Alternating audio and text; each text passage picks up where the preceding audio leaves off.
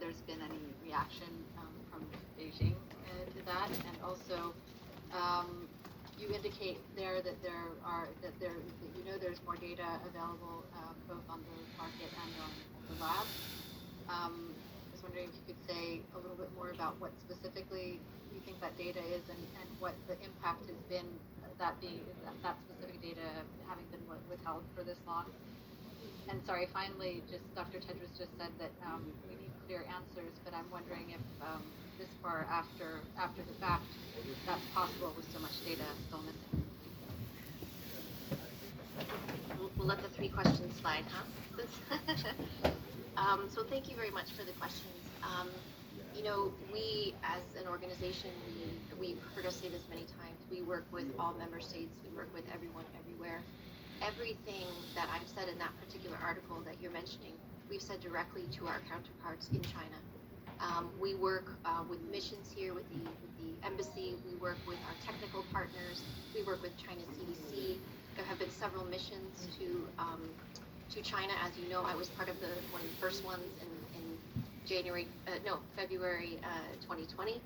And so the reason why I suggest that there is additional information is because there is incredible scientists that work in China across the world. There's advanced technologies that are there, and they know what to do. When there is an outbreak that happens associated with a market, the closure of that market is an important step. It's the right thing to do. If you suspect that there is an amplification event or a point source there, closing that market is really important so that you prevent onward cases or further cases. But there's always investigations that happen in that market. And we know that samples were collected. We've seen the data now where that exists. The challenge is that data was collected in February 2020, more than 3 years ago. And the reason it needs to be shared is because there needs to be a collaboration of scientists that use different methods, that come together working with scientists in China to assess that, to make an understanding, an analysis, and an interpretation of that. Usually what happens, if there's an outbreak that happens in a market, and I did my PhD work in Cambodia, in markets on H5N1, and what you do is you trace those animals back. Where did the animals come from? How were they traded? Under what conditions were they traded? Were they wild animals? Were they domestic animals? What were the species that were sold there? Were they live? Were they slaughtered at the market?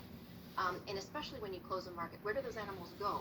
Are the animals slaughtered, or are they actually sold to other markets? Because that could mean, if those animals were infected, then they could spread to other markets. So they're clues, detective work. That's really what epidemiology is at the source. And so those studies could have been done. We have asked repeatedly in the March 2021 WHO China joint report, there are recommended studies that are in there. And to this day, we don't know if those studies have been conducted. SAGO published a report in June 2022 outlining studies that need to be done. And to this day, I cannot tell you if those studies have been done. We have had direct conversations with our counterparts of if this information exists, because it needs to be analyzed. And with regards to the lab, there's lab audit data that can be evaluated and needs to be evaluated. So then, as the Director General has said many times, so that the hypotheses that are on the table can be evaluated and assessed, and either we keep going with them or we're able to take them off. But at the present time, we can't take any of those hypotheses off the table. So there's a lot of information that is out there. We have requested from the United States the reports that they have, where they've made their own assessments. Not only the reports, the latest one from the Department of Energy, but the data underlying those reports.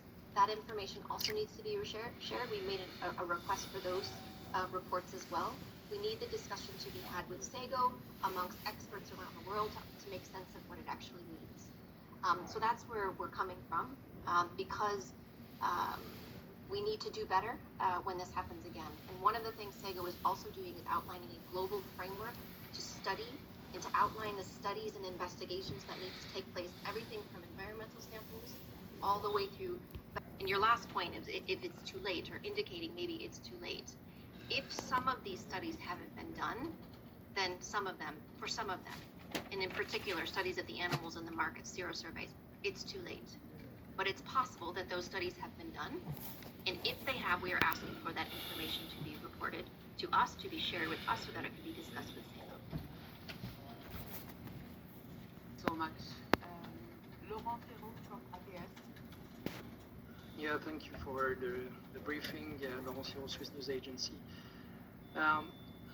In connection with the anniversary, you mentioned the common vision that was shared by the member states in 1948. Do you have a feeling that all the member states share still a common vision for the organization today? And I'm not going to ask you about where the organization will be in 75 years, but where would you like to see it, let's say, in 10 years? What achievement should the organization make by this time for the global health? Thank you. I think on the common vision, I can say that countries can still have a common vision. They had it in 1948, and they can have it again now. Because they had the common vision then, with all their divisions and geopolitical rivalries. Maybe when you ask that question, you're bringing that into account, some of the divisions we still see now. But I think they were there then, even it was very, very difficult, and the same now. But still, those differences wouldn't stop them from having a common vision. And since the establishment of WHO in the last 75 years, we have seen when countries, even during the Cold War, to cooperate on health issues. So I would hope the same thing, and there is that hope that I believe can happen again now. And if you take as a common vision, maybe the pandemic treaty or pandemic accord is one. In 10 years from now, I think if we can achieve the SDGs, that would be a big achievement. And we have that already, we agreed as global community. And it's a very bold one, by the way. And if we can achieve the SDGs, I think that would be a huge